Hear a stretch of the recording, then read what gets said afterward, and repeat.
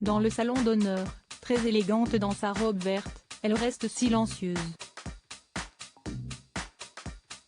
Un peu à l'écart. Sa discrétion contraste avec le vent de folie qui souffle sur l'aéroport de Pointe-à-Pitre, ce dimanche de janvier. Du dehors, on entend des airs de fanfare. Dans les couloirs, une foule se presse pour approcher la star du jour. Les élus posent pour les photos officielles, remettent des bouquets de fleurs. Les agents d'escale, les adolescentes apprêtées, les mamans avec enfants, tout le monde veut son selfie. L'accueil est digne de celui d'un chef d'État. 5 semaines après l'élection de Miss France, Indira Ampio est de retour sur son île avec la précieuse écharpe. Très investi à ses côtés avant le sacre, Didier, son papa, laisse exploser sa joie. Je suis si heureux qu'elle revienne, mais maintenant, il va falloir que je la partage, lance-t-il en éclatant de rire. Toute la Guadeloupe fête le retour de son enfant prodige. Mais pour Béatrice, la maman de Miss France, si est-il le retour de son enfant tout court. Sa petite Indira, celle dont la photo en écolière est punaisée sur un secrétaire de la maison. Celle qui, en devenant la reine de tous les Français, a réalisé le rêve à toutes les deux. Cette écharpe dont elle rêvait il y a 25 ans, Indira a traversé un océan pour aller la lui décrocher. Béatrice n'a jamais été aussi fière et heureuse de sa vie. Mais elle ne veut pas voler la vedette à sa fille.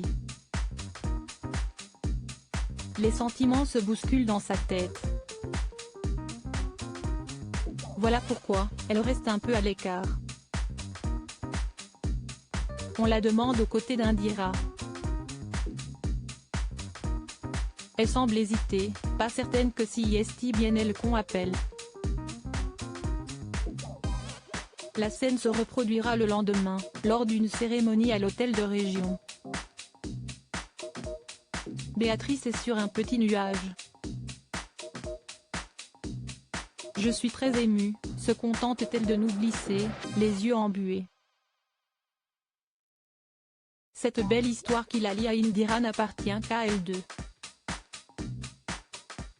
Mais après une nuit qui a dissipé le trop-plein d'émotions, Béatrice et sa fille acceptent de lever pour nous un coin du voile.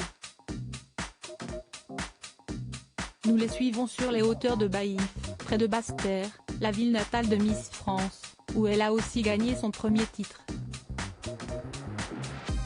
Au milieu des bananeraies, sur les pentes de la Soufrière, se trouve la maison des Téjou, la famille maternelle d'Indira. Axel, le grand-père, ancien correspondant de presse, a baptisé sa villa Le Libre Penseur et accueille sa désormais illustre petite fille de leur tchèque favori. Dès le départ, Indira Ampio n'a décidément pas baigné dans un environnement comme les autres. Si est-il la plus belle fille de France, l'ambassadrice de notre pays, vous vous rendez compte, s'exclame le vieil homme. Je la revois petite fille, très gentille, un peu réservée. Comment imaginer un tel destin? Si estime ma maison d'enfance mais aussi celle d'Indira, précise sa maman. Car quand elle était petite, j'étais déjà divorcée, alors je la laissais à mes parents pour aller travailler. Sous le regard attendri de Béatrice, Miss France tient à nous faire visiter sa maison du bonheur, entourée d'un jardin luxuriant. Le salon où elle passait des heures dans le canapé blanc à regarder la télévision. La table de la terrasse couverte où est née sa passion du dessin. Le garage où, au volant de la vieille BMW de son grand-père, elle adorait jouer au taxi en imaginant balader des gens dans Paris. Et la cuisine, le royaume de Liane, sa grand-mère. Elle s'y activait dès 7 h du matin pour régaler toute la famille au repas de midi, raconte Indira. Siesti à cette grand-mère adorée, vaincue par plusieurs cancers l'année dernière, qu'elle a rendu hommage dès le soir de l'élection. Si elle était là, elle serait au premier plan, s'amuse Béatrice. Chez les Téjou, la transmission est bien une affaire de femme. À ce moment précis, le cadre qui porte la photo de cette jolie mamie aux yeux clairs, posée sur une console du salon, tombe. Sa fille le redresse, embrasse le portrait. Et, bien, maman est là, avec nous. Quel signe incroyable!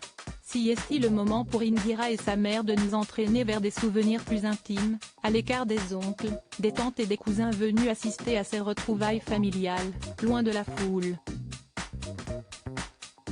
Dans sa chambre de jeune fille, Béatrice pose sur le lit les reliques d'une autre aventure, vieille de 25 ans, une robe façon autant en emporte le vent, un boa rose et une écharpe de première dauphine de Miss Guadeloupe. J'ai concouru au titre en 1998. Je suis arrivée deuxième et j'ai participé dans la foulée au titre de Miss Caraïbes, se souvient-elle en feuilletant l'album photo de cette épopée. Et le boa, siesti drôle quand j'y repense, il m'avait été prêté par la présidente de région d'alors, l'ancienne ministre Lucette Michaud-Chevry. Béatrice a les yeux qui brillent. Les images repassent dans sa tête. Assise sur le lit, Indira a beau porter sa prestigieuse écharpe de Miss France, en cet instant, elle est redevenue la petite fille qui écoute sa maman avec admiration, comme j'ai pu la porter, ton écharpe. Et ces photos, j'adorais les regarder. D'ailleurs, je vais moi aussi garder celle de mon aventure Miss France et faire un album. Bon, les légendes ne seront pas aussi drôles que les tiennes, ce n'est pas possible. Indira attrape le boa de l'ancienne ministre, le passe autour de son cou et, avec sa maman, part d'un grand éclat de rire. Il est temps pour nous de rejoindre leur famille formidable au salon et de laisser Indira avec Béatrice. Si fière d'avoir amené dans la petite chambre de la villa de Baïf l'écharpe manquante. Si fière de partager ce rêve devenu réalité avec celle qui restera à jamais sa reine de cœur. Cet entretien est à retrouver dans le Gala N degré 1547 qui est disponible dans les kiosques le jeudi 2 février 2023. Crédit photo, Stéphane Meigneux-Sipa.